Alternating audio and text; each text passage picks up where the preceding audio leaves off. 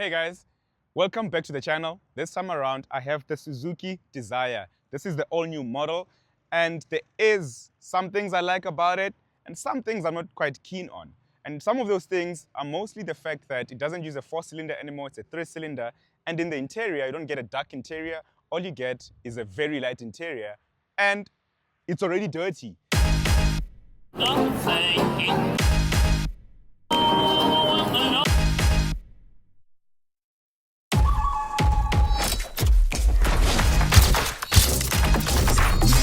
So that is just some things I don't like about it. But I'm going to take you around the exterior, show you some things that I think would have been done better. I'm going to show you around the interior before we then go for a drive. Before I do go on, please make sure you're using the link in my bio to get a quote from Naked Insurance, and you can save you on some money. You can also get a quote in less than 90 seconds. Thank you so much for always keeping with the journey, subscribing, commenting, letting me know what you guys really want to see on the channel. I really do appreciate that. Now, we also have a 50,000 subscriber giveaway that we're doing, where I am taking 2 people anywhere in South Africa to the Advanced Driving Academy with Volkswagen. I'm excited for that one, so make sure you are commenting, you're subscribing, and you're just letting me know what you want to see on the channel. Let's grow the channel. We can do it.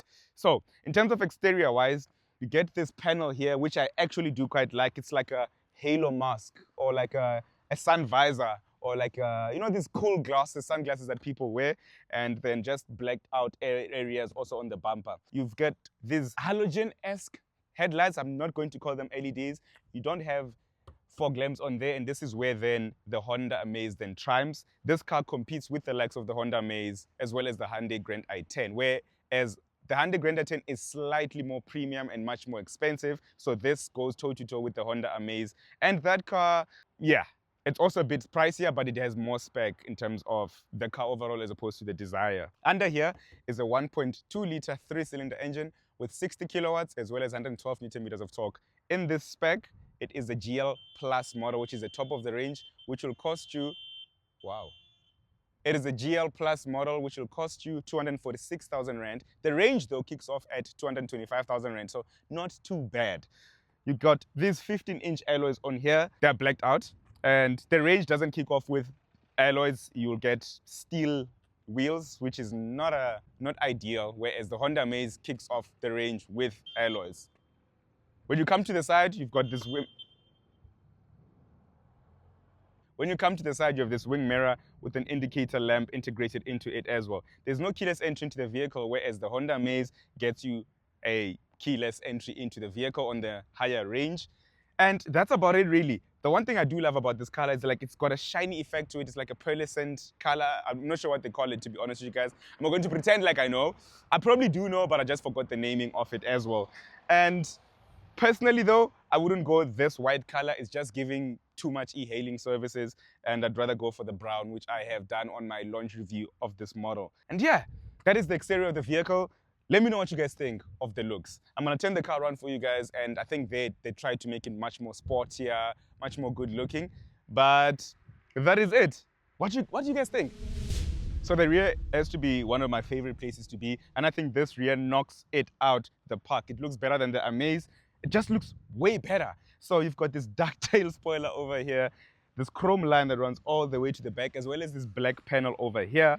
These tail lights are smoked out, and they give a Y shape rather, and I think that looks quite cool. They are LEDs. Then you've got your parking sensors over here. They have tried to make the design cues really, really cool. They have tried to give some really sportier design cues, like these shapes that go all around here, just, you know, and I think it looks quite cool, right? But the star of the show, especially in the Dzire range, has to be the boot. It's deep. It's over 300 liters, and gee whiz, you can fit almost anything in there. Let me actually see if I can fit in here.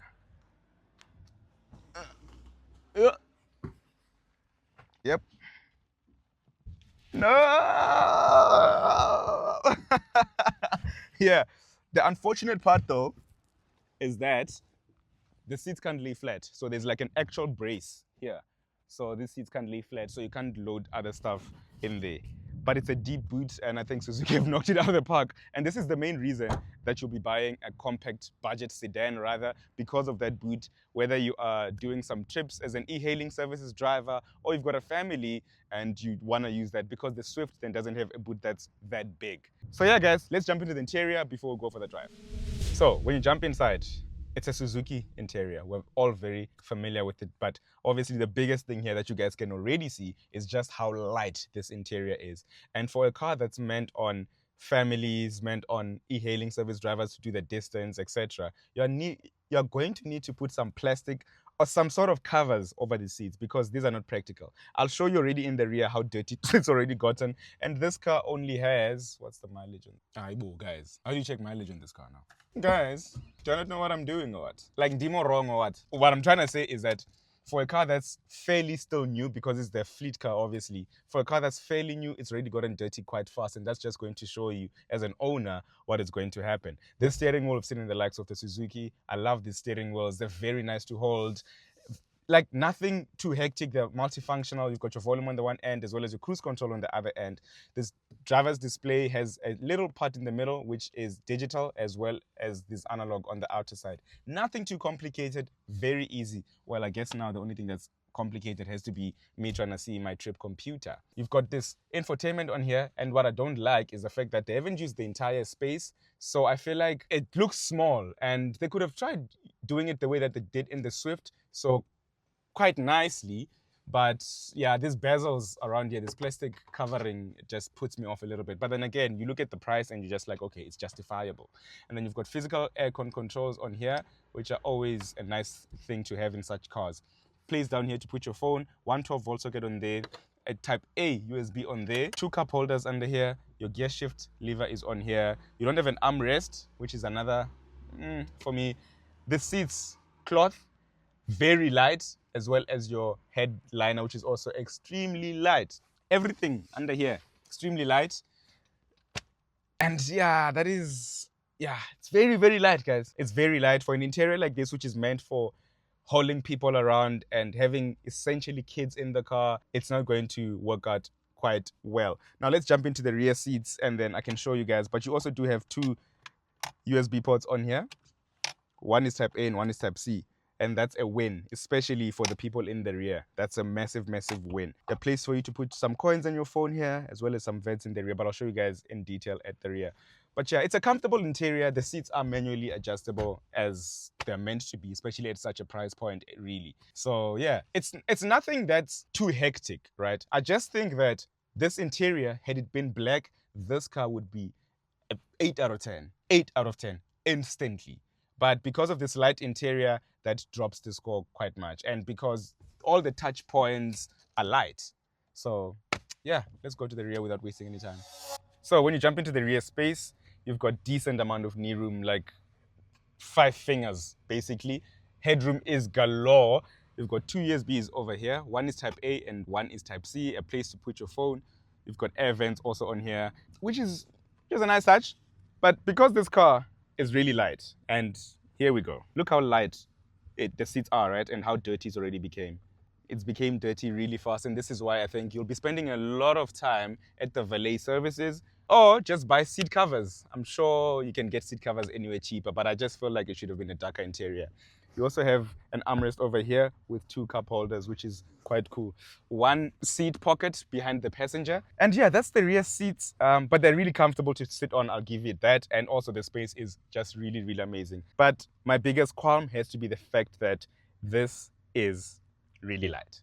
Now, my other qualm is going to be now when we go for the drive, and that's just because they've downgraded that 4-cylinder to a 3-cylinder now, and you can actually feel it when you drive. So let's jump into the front seat, then go for the drive. Please, guys, if you're at this point, please just comment something. Like, comment something. I don't know. Oh, by the way, guys, Suzuki sponsors the Proteas teams now, so you will see Suzuki almost everywhere. They sponsor the Proteas as well as the Bugs, Orlando Pirates. So that's also a nice thing. So you'll be seeing me in a lot of Pirates shirts. Hell no, you'll never see me in a Pirates shirt. But here's what I'm gonna do.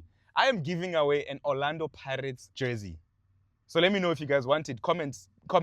Let me know if you want the Orlando Pirates jersey, which is sponsored now by Suzuki. If you want the Proteas shirt, let me know. And I can also get somebody from Proteas to sign it for you guys. And I can send you this Orlando Pirates jersey. Well, this Proteas jersey rather. Not the one I'm wearing. I'll get you a fresh one. So yeah. Right, let's go for a drive. Geez, this clutch for me is quite difficult. It makes me look like I don't know how to drive manual. The clutch in this car has become somewhat funny, and I think the bite point is quite low. So if it's quite high, I'm not too sure of the term, but it just feels a bit off, right? And also the punch has definitely dropped, and you can feel it when you drive it, that there isn't as much punch as we had in the previous generation Suzuki Dzire. 60 kilowatts and 112 Newton meters of torque, and this 5-speed manual, yeah, it's okay-ish besides that clutch that I'm struggling with. And I'm not sure if it's just me, but if you have driven this new Dzire, please let me know what you think. I will always, though, go for this manual as opposed to the CVT any given day, because they do have a CVT. But I will always go for this manual. Like, I don't mind whether the clutch is a bit difficult or whether it lacks some power. And there we go. I am in third gear, and it does seem to struggle a little bit, but we are building up those revs. Then we're going to fourth. But the nice part about this car is the fuel consumption. 5.5 liters per 100 kilometers. And I think, like, range-wise, we've gotten over 600 kilometers. We're sitting now on 299 kilometers of range, and the car is about to go back, which is a really nice touch. 5.5 liters per 100 kilometers. You can drive wherever you want to with this car. And especially for those e-hailing service drivers. I've spoken to a lot of them, and they're just like, gee whiz, the Dzire, you can go anywhere with the car. And I know the previous generation Dzire, it gave you 1,200 kilometers. I remember I drove that before, and I was just so impressed with that fuel consumption. Like, it just didn't want to end. So, and now I'm going on a slightly steeper place, and you can feel the car is slightly struggling. So imagine it's just myself and Vico in the car who's behind the camera right now. So if you've got 4 people, you're going to be staying in third a lot and not really downshifting to fourth or fifth even. Go to fifth. And there we go. It just starts to slightly struggle. And my foot is completely down on the accelerator at the moment. It's going to third. Then now you get, that oomph.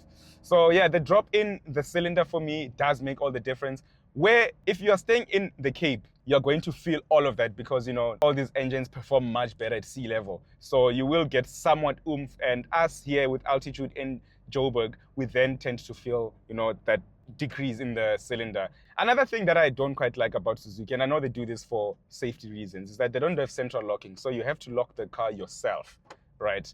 And it's so easy to forget. And in a country where, crime is so high and people can easily open your doors, this worries me a lot. And I get that even in my Jimny that I have, I always have to get in and lock the doors. But when someone gets into the car, I always have to remind them, please make sure you lock the doors, because you can drive all the way to Durban and then only realize, gee, my doors were not locked. And they do that for safety, is that when you do get into a car crash, should you get into a car crash, that you can easily get out and the car doesn't lock you in the car.